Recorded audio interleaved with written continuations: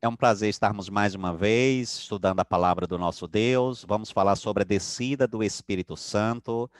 Para isso, nós vamos ler em Atos dos Apóstolos, capítulo 2, de 1 a 4. A descida do Espírito Santo sobre a igreja. Assim diz a palavra de Deus. Ao cumprir-se o dia de Pentecostes, estavam todos reunidos no mesmo lugar. De repente veio do céu um som como de um vento impetuoso, e encheu toda a casa onde estavam assentados. E apareceram distribuídas entre eles línguas como de fogo, e pousou sobre cada um deles. Todos ficaram cheios do Espírito Santo e passaram a falar em outras línguas, segundo o Espírito lhes concedia que falasse. Portanto, a descida do Espírito Santo sobre a igreja, a nossa última mensagem anterior a esta, que nós estamos pregando expositivamente no livro de Atos dos Apóstolos, nós falamos sobre o substituto do 12º apóstolo, aquele que substituiu Judas. Na ocasião, depois da ascensão do Senhor Jesus até a vinda do Espírito Santo, os discípulos estavam ali em Jerusalém reunidos.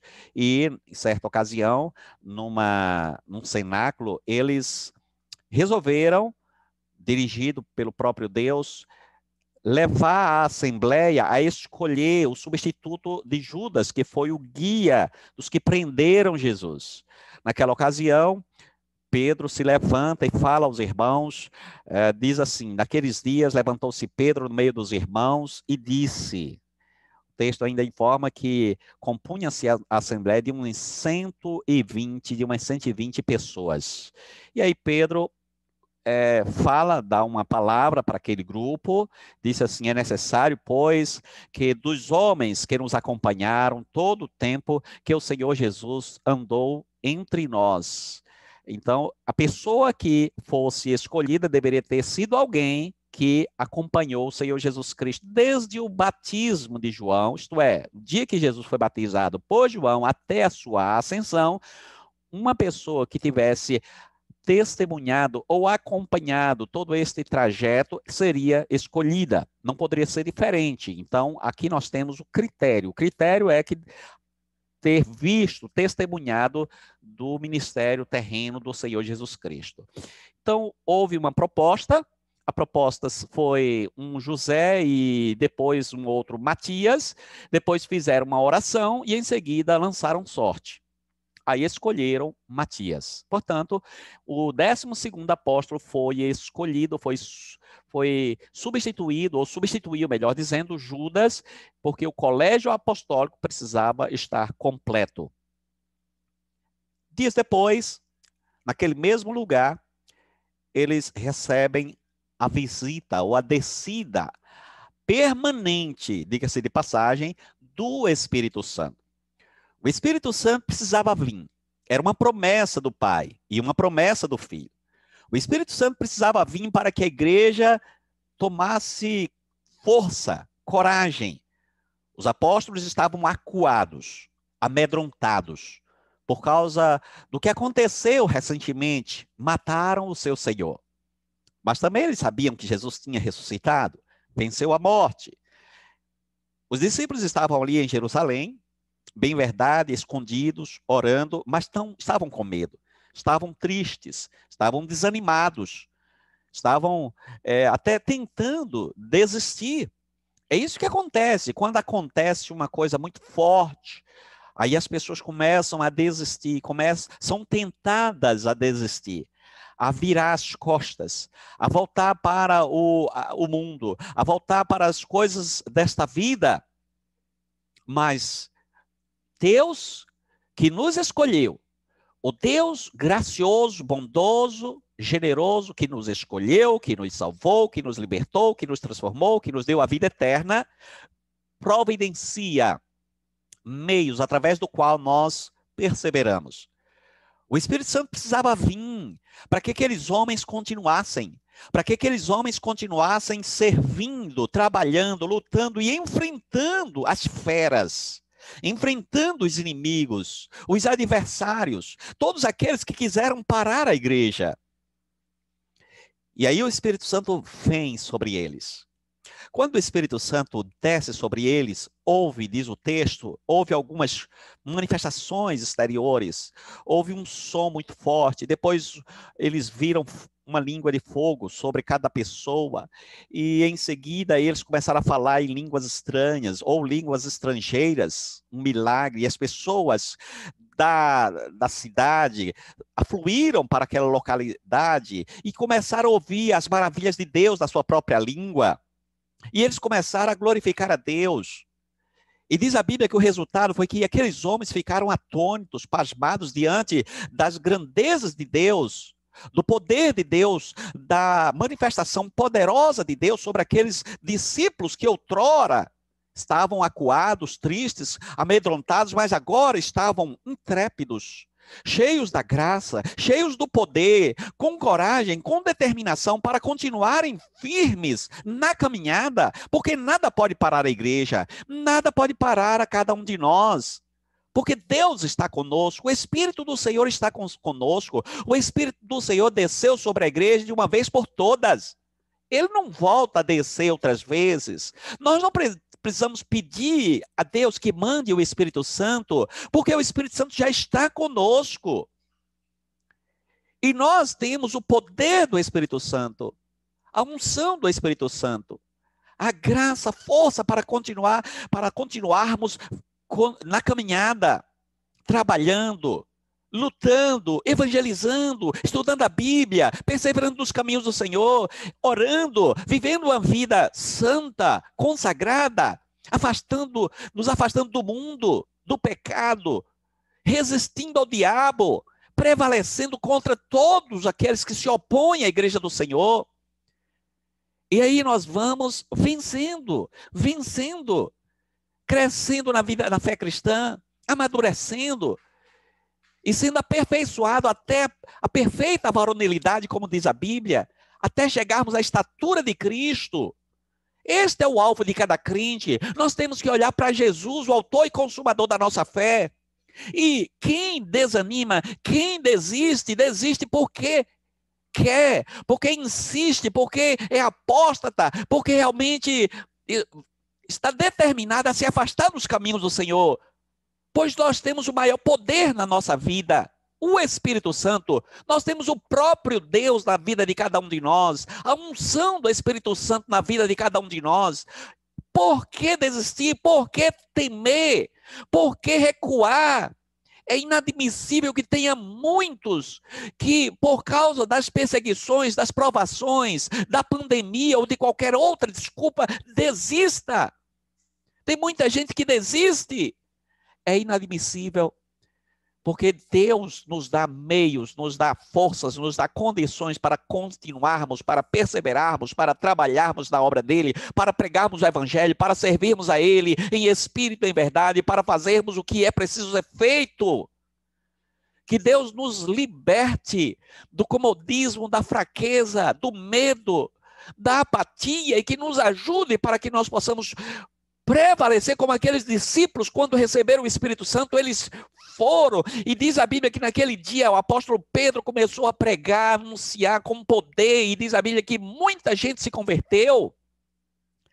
Naquela ocasião, naqueles dias, se converteram pelo menos 3.000 pessoas, fruto do sermão do apóstolo Pedro, e mais na frente, mais 2.000 pessoas, se juntando então aos discípulos, aqueles poucos discípulos, 5.000 pessoas. Por quê? Porque o Espírito Santo estava na vida deles, porque o Espírito Santo estava sobre a igreja do Senhor. E acredite, o Espírito Santo continua sobre nós hoje. Então nós precisamos aproveitar esta grande e maravilhosa oportunidade para continuarmos firmes, para continuarmos perseverando. Vamos ver, em poucas palavras, o que é que o texto que foi lido nos ensina. Em primeiro lugar, a descida do Espírito Santo se deu quando a igreja estava reunida no mesmo lugar. Por favor, volte para o versículo 1. Ao cumprir-se o dia de Pentecostes, estavam todos reunidos no mesmo lugar. Então, eu quero dar ênfase aqui ao termo, estavam reunidos no mesmo lugar. Os discípulos, então, se reuniam sempre. Lá em Lucas 24, 53, diz assim: e estavam sempre no templo louvando a Deus. Aqui é uma referência à ascensão de Jesus, e os discípulos, depois da ascensão de Jesus, eles estavam sempre reunidos no templo. E em Atos 2, 46, isso depois já da descida do Espírito Santo, diz assim: diariamente perseveravam unânimes no templo. Em Atos 5, 20, diz assim: ide e apresentai-vos no templo, dizei ao povo todas as palavras desta vida.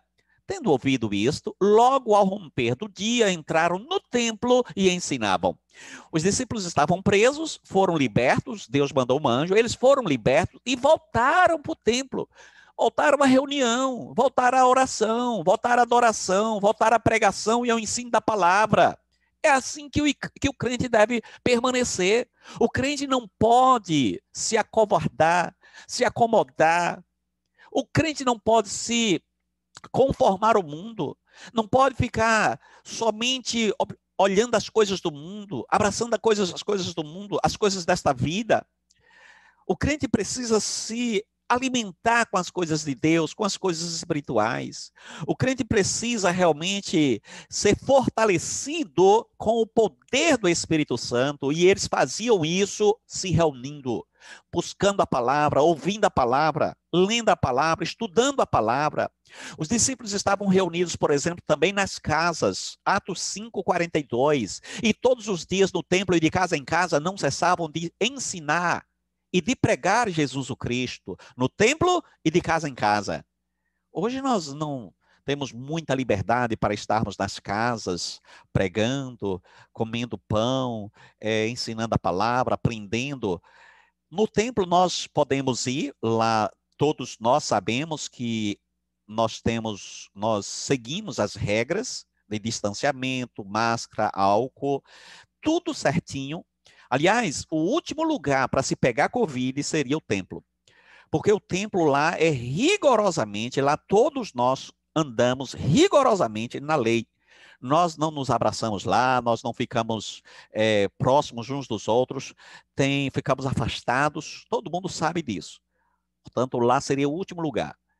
Porque a gente vai no mercado, lá tem aglomeração, vai na feira livre, tem aglomeração, todo mundo se batendo, todo mundo... isso aí todo mundo sabe. Vai no banco, da mesma forma. Então a igreja seria o último lugar. A igreja é um lugar seguro para nós estarmos, para nós ouvirmos a palavra de Deus. Então, os apóstolos se reuniam e estavam diariamente partindo pão e de casa em casa, louvando ao Senhor, e com isso, contando com a simpatia de todo o povo. Enquanto isso, acrescentava-lhes o Senhor a cada dia os que iam sendo salvos. Esta ocasião do derramamento do Espírito Santo, eles estavam reunidos lá numa casa, num cenáculo, como eles se reuniram para escolher Matias, que foi o substituto de Judas. Eles estavam nesta casa, neste cenáculo, foi quando receberam o Espírito Santo. Ao cumprir-se o dia de Pentecostes, estavam todos reunidos no mesmo lugar. Segundo lugar, meus irmãos, na descida do Espírito Santo, Deus sopra sobre a igreja. Volte para a Bíblia, versículo 2 diz assim: de repente veio do céu um som como de um vento impetuoso e encheu toda a casa onde estavam assentados. Então aqui nós vemos Deus soprando o seu Espírito sobre a igreja. Que coisa linda, que coisa maravilhosa. O Espírito Santo veio e a prova, o que mostrou, o que identificou a descida do Espírito Santo foi um som como de um vento. Não era o vento, era o Espírito Santo. As pessoas não caíram, por exemplo, quando o Espírito Santo chegou. As pessoas continuaram sentadas, começaram a falar em outras línguas, nas línguas nativas das pessoas que estavam na cidade. Mas ali aquele som, ali foi o sopro de Deus sobre a igreja, o poder de Deus derramando sobre a igreja, a graça de Deus, a unção, o poder poder para que a igreja continuasse firme, para que a igreja se expandisse, crescesse, desenvolvesse, enfrentasse os inimigos, enfrentasse os adversários que queriam destruir, que queriam matar os crentes.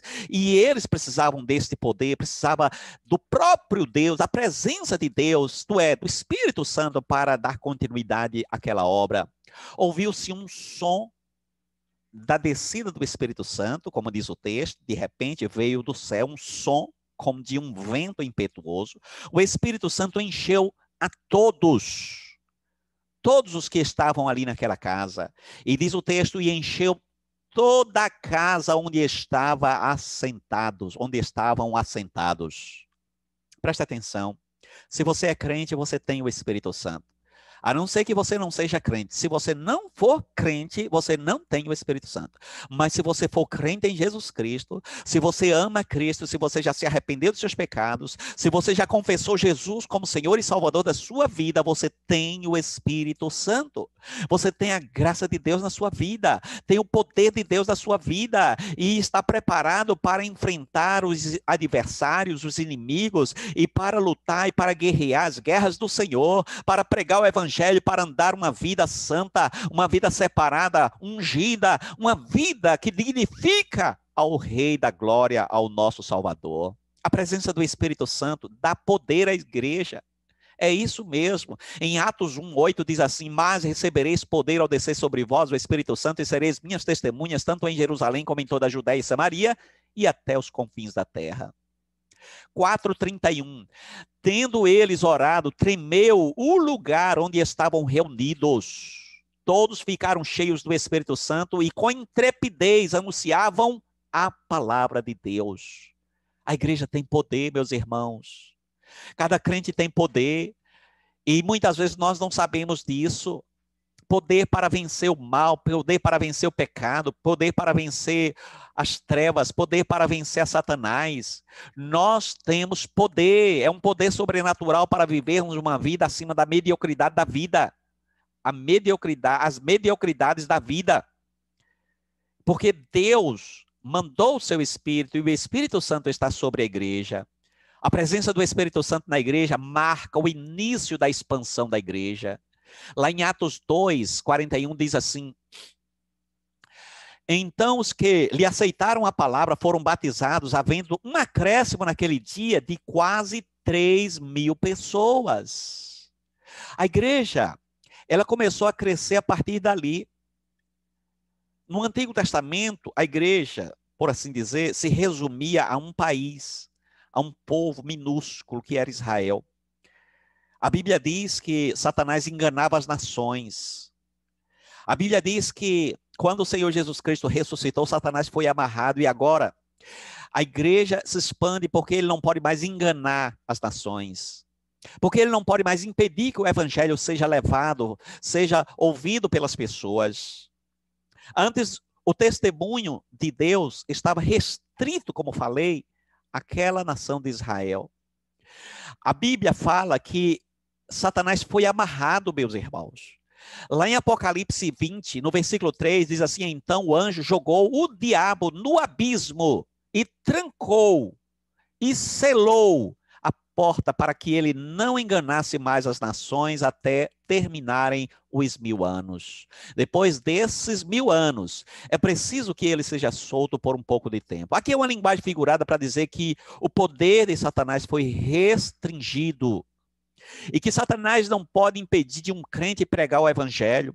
E que não pode impedir de um ímpio de ouvir o evangelho. E que não pode impedir de que as nações ouçam a palavra de Deus e que muita gente se converta porque o poder de Deus se manifesta na pregação do evangelho. Mas a Bíblia diz, como crerão se não ouvirem? E como ouvirão se não forem enviados? Como pregarão se não forem enviados? É preciso nós enviarmos ou irmos, e as pessoas ouvirão, e o Satanás não pode impedir de que as pessoas se convertam, de que as pessoas ouçam o evangelho, porque ele está restringido, está amarrado, como diz a Bíblia aí em Apocalipse. Então o crescimento a partir daqueles dias foi vertiginoso. Em Jerusalém, lá em Atos 4:4 diz assim: muitos, porém, dos que ouviram a palavra, a aceitaram, subindo o número de homens a quase 5.000.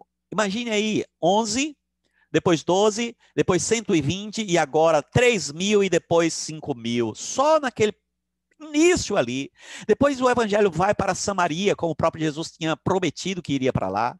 Atos 8:17. Então lhes impuseram as mãos e recebiam estes o Espírito Santo. Estes aqui é o povo de Samaria. Foi para os gentios, Atos 10:44. Ainda Pedro falava estas coisas quando caiu o Espírito Santo sobre todos os que ouviam a palavra. E os fiéis que eram da circuncisão, que vieram com Pedro, admiraram-se, porque também sobre os gentios foi derramado o dom do Espírito Santo. Finalmente, os confins da terra passaram a ouvir o Evangelho Santo, como está lá em Atos 1:8. Mas recebereis poder ao descer sobre vós o Espírito Santo, e sereis minhas testemunhas, tanto em Jerusalém como em toda a Judéia e Samaria, e até os confins da terra. Terceiro e último lugar, meus irmãos, com a descida do Espírito Santo, Deus encheu a sua igreja e a batizou com fogo. Volte, por favor, para o texto, versículo 3. E apareceram distribuídas entre eles línguas como de fogo, e pousou uma sobre cada um deles. Todos ficaram cheios do Espírito Santo e passaram a falar em outras línguas, segundo o Espírito lhes concedia que falassem. Aqui nós temos, então, o batismo com o Espírito Santo e o batismo de fogo, conforme predito na palavra de Deus por João Batista, lá em Lucas 3:16. Disse João a todos: eu, na verdade, vos batizo com água, mas vem o que é mais poderoso do que eu, do qual não sou digno de desatar-lhe as correias das sandálias. Ele vos batizará com o Espírito Santo e com fogo. Portanto, aqui nós temos o batismo com o Espírito Santo. Quando a igreja quando o Espírito Santo desceu na igreja, ele batizou a igreja. E o batismo é de toda a igreja. É de todo o povo crente, é de todo o povo salvo. Quando a pessoa crê em Jesus, ele é batizado com o Espírito Santo. E ele também é batizado com fogo. É claro que aqui é uma referência a queimar as escórias dos nossos pecados. Quando nós somos batizados com o Espírito Santo, nós somos garantidos, ou temos a garantia de que fazemos parte da igreja do Senhor. E o batismo com o Espírito, com fogo, que é o mesmo batismo com o Espírito Santo, ele queima as escórias dos nossos pecados, nos purifica e nos coloca dentro da igreja do Senhor. Dentro da igreja do Senhor. O nosso querido pastor Augusto Nicodemos não concorda com a palavra de batismo com fogo, dizendo que nós não somos batizados com fogo. Ele afirma que o batismo com fogo é o juízo de Deus, quando vai julgar e jogar as pessoas no fogo do inferno. Mas alguns outros autores divergem, dizendo que o batismo com fogo é justamente queimar as escórias do pecado que está no coração de cada um de nós, de maneira que nós somos abençoados pela palavra do nosso Deus. O batismo com o Espírito Santo é a garantia, como falei, da salvação de cada um de nós. 2 Coríntios 5:5 diz assim: Ora, foi o próprio Deus quem nos preparou para isso, otorgando-nos o penhor do Espírito. E Efésios 1:13, em quem também vós, depois de ouvistes a palavra da verdade, o evangelho da vossa salvação, tendo nele também crido, fostes selados com o Santo Espírito da promessa, o qual é o penhor da nossa herança até o resgate da sua propriedade em louvor da sua glória. Então aqui é garantia. Cada crente tem a garantia de que vai para o céu. Cada crente tem a garantia porque tem o Espírito Santo. Já o batismo com fogo significa purificação. E apareceram distribuídas entre eles línguas como de fogo, e pousou uma sobre cada um deles. Isso tem também Isaías, um texto falando sobre esta purificação. Voltarei contra ti a minha mão, purificar-te-ei com potassa das tuas escórias e tirarei de ti todo metal impuro. A palavra também purifica, irmãos, né? O Espírito Santo, a palavra, como diz o texto lá em Efésios 5:26, todo para que a santificasse, tendo-a purificado por meio da lavagem da água pela palavra. Então significa também unção, como diz 1 João 2:20. E vós possuís unção que vem do Santo, e todos tendes conhecimento. E por aí vai, capacitação, sabedoria, tudo isso nós recebemos do Espírito Santo quando o Espírito Santo veio para a igreja. Em Atos 6:10 diz assim: mas o Espírito de Deus dava tanta sabedoria a Estevão que ele ganhava todas as discussões. Concluindo a nossa mensagem nesta tarde, a descida do Espírito Santo sobre a igreja trouxe poder para que a igreja pudesse crescer, se expandir e suportar as perseguições. Que Deus nos ajude e nos abençoe, porque nós já temos o Espírito Santo. Você já tem o Espírito Santo, você que creu em Jesus, que ama Jesus, que se arrependeu dos seus pecados, você já tem o Espírito Santo, a garantia de que vai para o céu, a garantia de que pertence a Deus. Vamos orar agradecendo ao Senhor pela sua palavra. Pai, aplica em nosso coração, Senhor, a tua palavra. Muito obrigado. Muito obrigado pelo teu amor infinito, muito obrigado pela tua bondade, muito obrigado pela tua palavra. Pai eterno, obrigado porque o Espírito Santo está na igreja, na nossa vida, no nosso coração. Muito obrigado pelo teu perdão, muito obrigado pela tua salvação, Senhor. Abençoa os teus filhos, abençoa as tuas filhas, mais e mais. Ó Pai eterno, nós oramos gratos em nome de Jesus. Nos dá uma semana feliz na tua presença, Senhor. Nos livra e nos guarda de todo o mal, Senhor. Em nome de Jesus, o nosso amado Salvador. Amém.